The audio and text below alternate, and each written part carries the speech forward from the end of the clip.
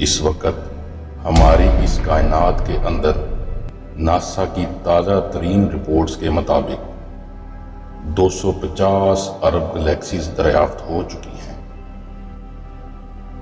اور ہر ایک گلیکسی کے اندر 300 ارب سے زیادہ سورج ہیں۔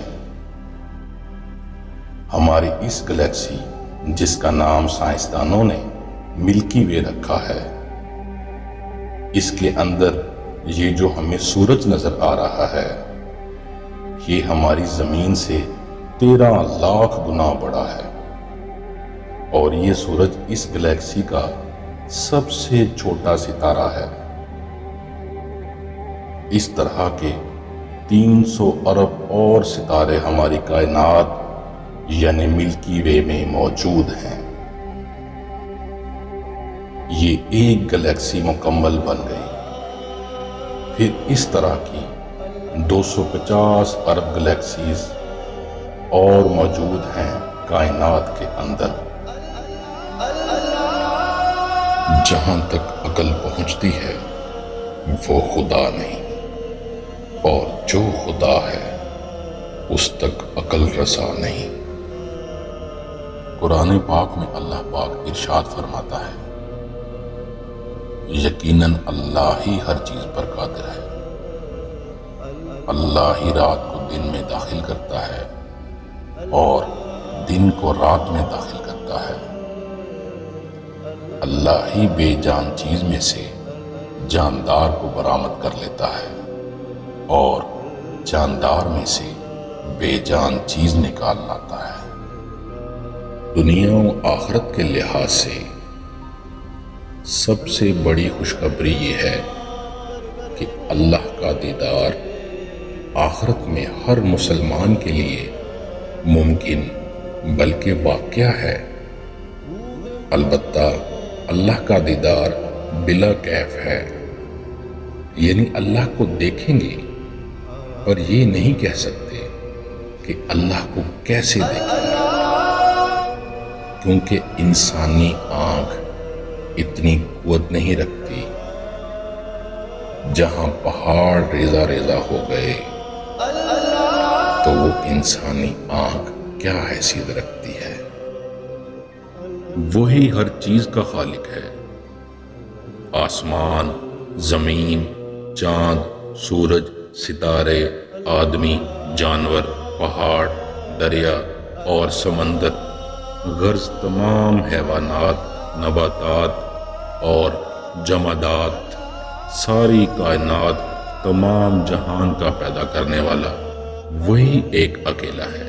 وہ حی ہے، یعنی خود زندہ ہے اور سب کی زندگی اس کے ہاتھ میں ہے، جسے جب چاہے زندگی بخشے، زندہ کرے اور جب چاہے موت دے۔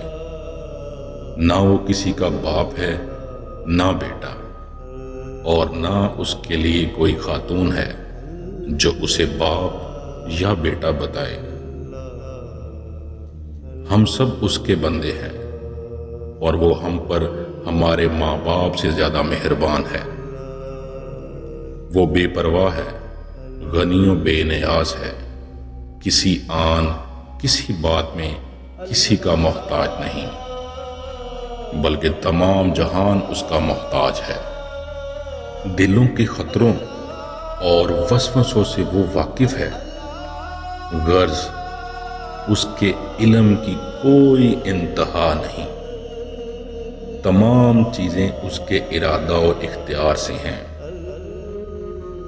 جس کو چاہتا ہے وہی چیز ہوتی ہے، اور وہ جسے نہ چاہے ہرگز نہیں ہو سکتی۔ اس کے ارادے کے بغیر کوئی کچھ نہیں کر سکتا، پرندہ بھی پر نہیں مار سکتا، کوئی ذرہ برابر اس کے حکم کی حرکت نہیں کر سکتا۔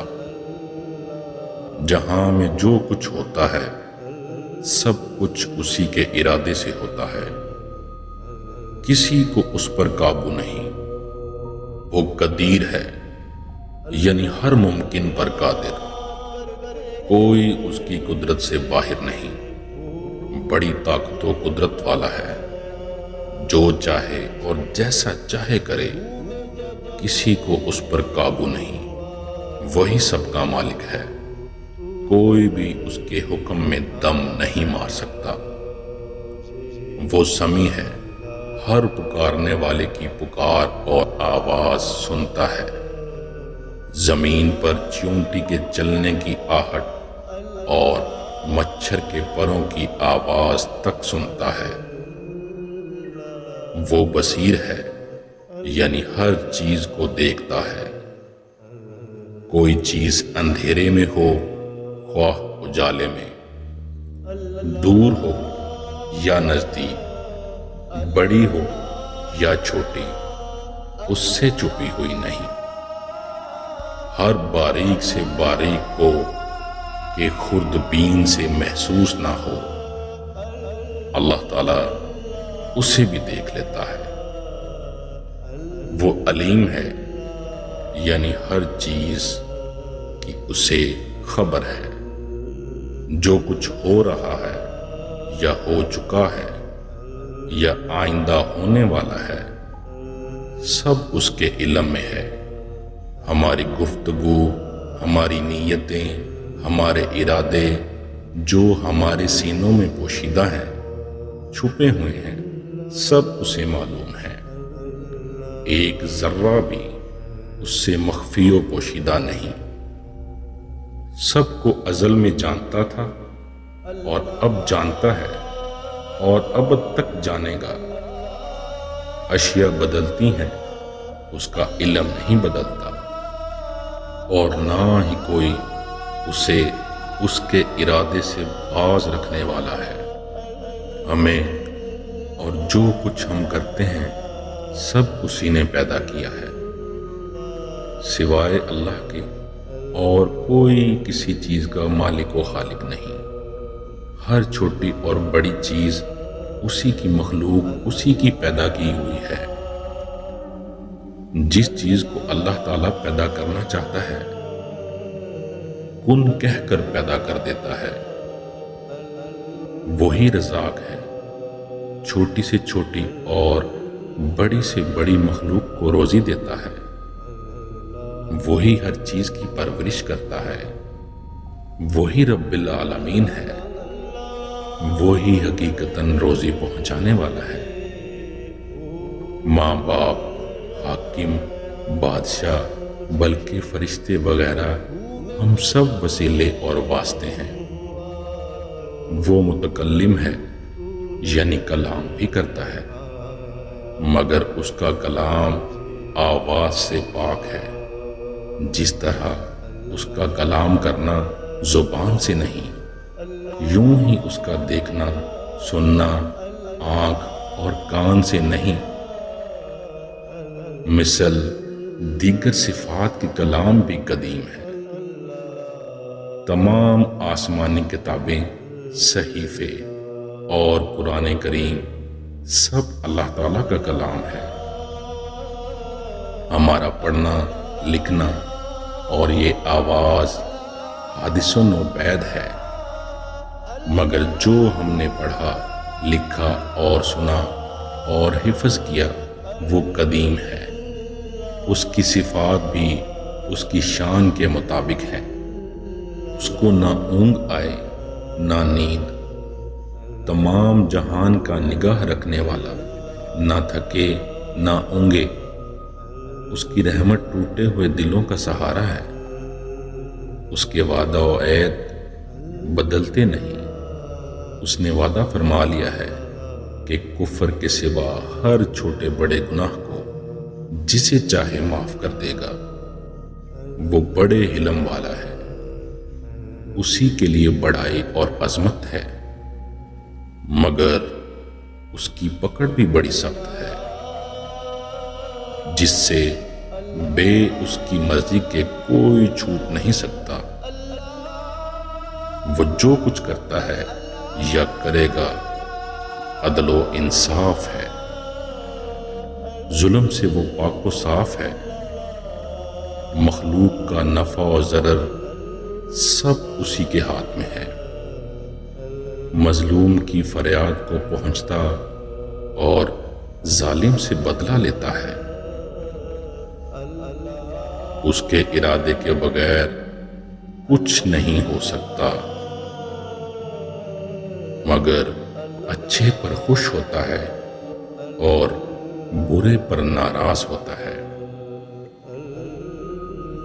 اس کے ہر فعل میں کثیر حکمتیں ہیں، خواہ ہماری سمجھ میں آئے یا نہ آئے، اور اس کے فعل کے لیے غرض و غایت نہیں، اور نہ اس کے افعال علت و سبب کے محتاج ہیں۔ وہ ہر کمال کا، ہر خوبی کا جامعہ ہے، اور ہر عیب و نقصان اور برائی سے پاک ہے، یعنی کسی عیب، کسی نقصان کا اس میں ہونا محال ہے، بلکہ جس بات میں نہ کمال ہو نہ نقصان ہو وہ بھی اس کے لیے محال ہے۔ مثلاً جھوٹ، دغا، خیانت، ظلم، جہل، نادانی، بے حیائی اور باقی عیب اس پر قطعاً محال ہیں۔ اللہ ایک ہے، کوئی اس کا شریک نہیں، نہ ذات میں، نہ صفات میں، نہ ہی افعال میں، نہ ہی احکام میں، اور نہ اسما میں۔ وہی معبود برحق اور اس کا مستحق ہے کہ اس کی عبادت و بندگی کی جائے۔ قدیم و ازلی اور ابدی ہے، یعنی ہمیشہ سے ہے، ہمیشہ رہے گا۔ اور جس طرح اس کی ذات قدیم، ازلی، ابدی ہے، صفات بھی قدیم، ازلی، ابدی ہیں۔ اللہ کی ذات و صفات کے سوا ساری چیزیں حادث ہیں، یعنی پہلے سے نہ تھیں، بعد میں وجود میں آئیں۔ جو عالم میں سے کسی شے کو قدیم مانے یا اس کے حادث و نوپید ہونے میں شک کرے، وہ کافر اور دائرہ اسلام سے خارج ہے۔ اس کی سب باتوں کا خلاصہ یہ ہے کہ جہاں تک عقل پہنچتی ہے وہ خدا نہیں، اور جو خدا ہے اس تک عقل رساں نہیں۔ فرشتوں کو تیرے آگے جھکایا ہے رب نے، تجھے اشرف المخلوقات بنایا ہے رب نے۔ پرواہ نہیں اگر یہ زمانہ خفا رہے، مومن دعا یہ مانگ کے خدا مہربان رہے۔ اس ویڈیو کو صدقہ جاریہ سمجھ کر شیئر کریں، اور ہمارے چینل کو لازمی سبسکرائب کر دیجیے گا۔